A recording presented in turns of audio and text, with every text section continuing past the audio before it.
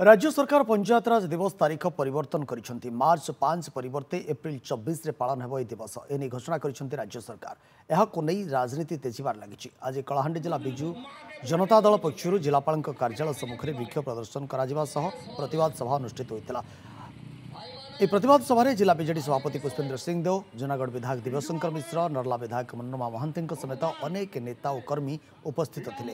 सरकार नैथिबा निष्पत्ति को परिवर्तन न कले आसंता विधानसभा गृह अचल कर दियाजियो बोली बीजेडी कहिछि।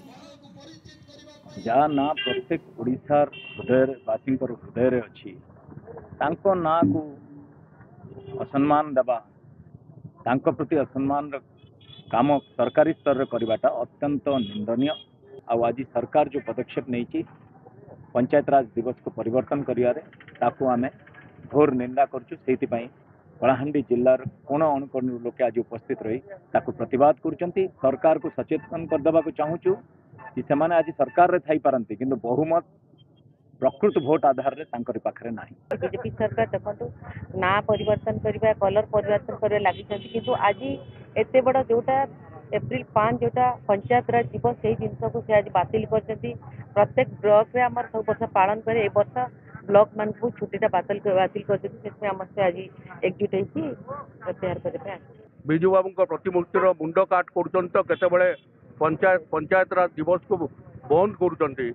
बिजू बाबू जन्म दिवस रे पंचायत राज व्यवस्था को सुदृढ़ीकरण करा जाइथिबारु पंचायत राज दिवस तांको नाम रे नामित करा जाइथिला। ये एक हीनमन्यतार परिचय। आगामी दिन रे आमे केवल बिजू जनता दल नुहे समग्र ओडिशावासी सचेतन कर देवा को चाहूँ जे सचेतन हुंतु एभली हीनमन्यतार बाहर को आसंतु। एभली कुकर्म कले ओडिशावासी प्रकृत जवाब भारतीय जनता पार्टी सरकार को देवे।